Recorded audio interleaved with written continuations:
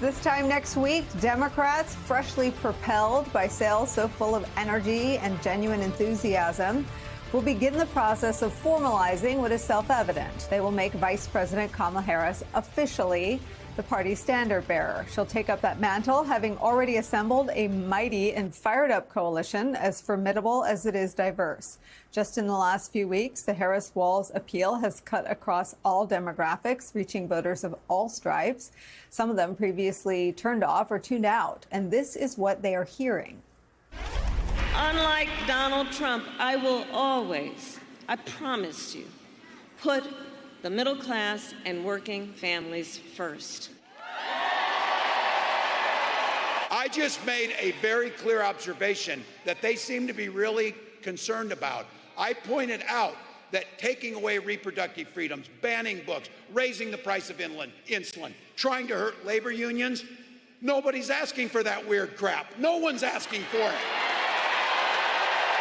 Someone who suggests we should terminate the Constitution of the United States should never again stand behind the seal of President of the United States. Now, these rallies are, those are not the highlights. The rallies are sustained energy, sustained enthusiasm, sustained punchlines and applause. And the vice president and her running mate's gravitational pull, unsurprisingly, is now extending well beyond what Democrats typically think of as their winning coalitions, all the way out deep into Republican territory. Many of those Republicans deeply disaffected by the MAGA movement. We have called them Never Trump Republicans, people who recognize the existential threat posed by the disgraced ex-president, and those small few who understand the concept of publicly putting country over party. These Republicans out in the country have spent nearly a decade now out on the margins, supporting Biden in 2020, but otherwise biding their time. Well, now they seem to have found an unlikely new champion, a disciple of Barack Obama, a vice president to Joe Biden, a standard bearer for their one-time rival party. Former Georgia Lieutenant Governor Jeff Duncan, a lifelong Republican, has already endorsed Vice President Harris. And David French added his voice. He's a leading voice of conservatism. He submitted this opinion article to the New York Times. Quote, "The only real hope for restoring a conservatism that values integrity, demonstrates real compassion, and defends our foundational constitutional principles is not to try to make the best of Trump, a man who values only himself.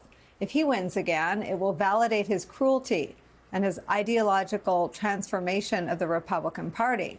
If Harris wins, the West will still stand against Vladimir Putin, and conservative Americans will have a chance to build something decent from the ruins of a party that was once a force for genuine good in American life."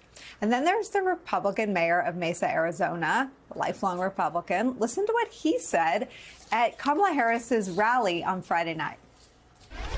The Republican Party has been taken over by extremists that are committed to forcing people in the center of the political spectrum out of the party.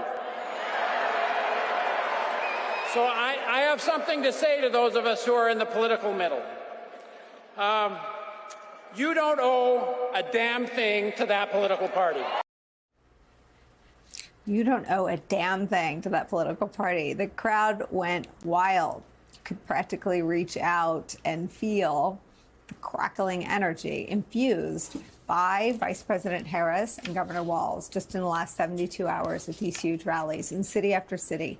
The Harris-Walz ticket is bringing that roaring approval from the crowds that swell to 15,000 people, with people not getting in, waiting outside, so full of life and energy and purpose that Donald Trump, after first attacking it, now literally refuses to believe what he sees with his own eyes. The man whose first act as America's president was going to the CIA and lying about crowd size did it again this weekend when he falsely suggested images of jam-packed Harris rallies of the size of her crowds were AI generated. Trump, who made news today for simply scheduling a rally, in the midst of a Where's Waldo period of his 2024 campaign, is now left to join some of the rest of us, sitting back and seeing just how far and how high the Harris-Walz ticket will soar. Joining our coverage, that's where we start today. Joining our coverage are some of our most favorite experts and friends. Distinguished political scholar and professor at Princeton University, Eddie Glaude is back. Also joining us, Democratic pollster and president of Brilliant Corners Research, Cornell Belcher is here.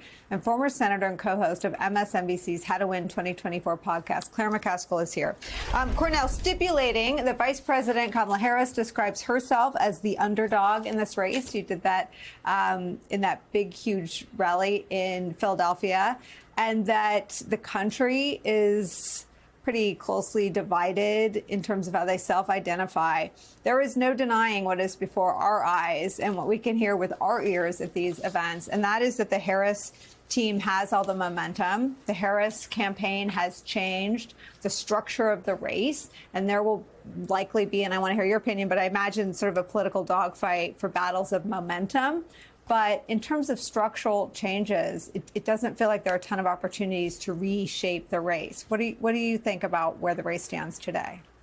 No, I actually think there's a ton of opportunity to reshape the race. And look, as someone who worked on, 08 and 12 Obama campaigns, where I think we expanded the electorate and certainly expanded the political map in a profound way, I think the Harris coalition has an ability to even be larger and grow that. I mean, look, they're already expanding their paid media and their time and attention into more battleground states. And I think that's the key thing here is, they're not going to be sitting around on election night waiting for the results of one state to come in, which is something David Plouffe famously said of us in 08. They're expanding the map. So they're bringing more states into battle. And look, the Republican thing is interesting.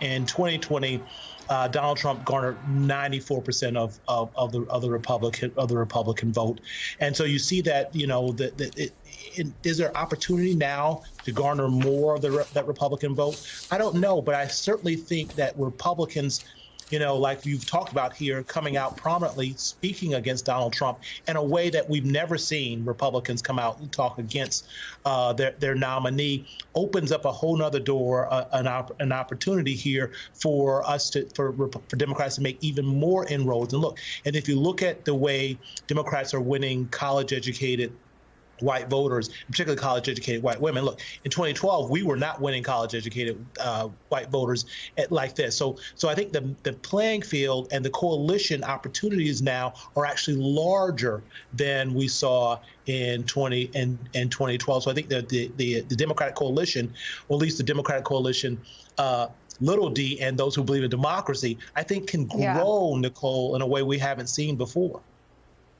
Yeah, I forget who said it first, but to the point you're making, I'm not sure that polls capture the movement of the pro-democracy movement, because I've kept a close eye on Republicans because there were like 4 of us in 2015, and the rest were sort of in witness protection. But this David French piece is so interesting because it's not just I'm disgusted with Trump, we should get rid of him. It's an intellectual argument for the heart and soul of pro-life evangelical conservatism. Let me read a little bit more to you on this point about reshaping the race, sort of beyond which states fall into battlegrounds and you add a trip to. I think there's an opportunity to have almost like the way there were Reagan Democrats for a generation and people remembered, their parents sort of switching parties because it was so seismic. I think there's an opportunity to have the inverse of that, and sort of like a Harris conservatives for this reason that I'm going to read you that David French sort of puts his finger on. He writes this, quote, "While there are voters who are experiencing a degree of Trump nostalgia, remembering American life pre-COVID as a time of full employment and low inflation, there's a different and darker story to tell about Trump's first term. Our social fabric frayed.